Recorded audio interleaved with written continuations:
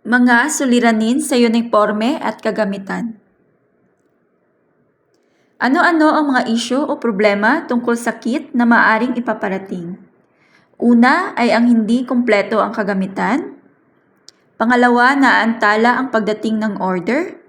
Pangatlo, nakatanggap ng mga sirang kagamitan bilang kapalit. Ano-ano ang mga maaaring i-report o iparating tungkol sa uniforme? Una is punong-puno ng mantsa o bleach ang uniform. Hindi pa nakatanggap ng bagong uniforme kahit na nakalipas ng 6 na buwan. Ninakaw ang uniforme.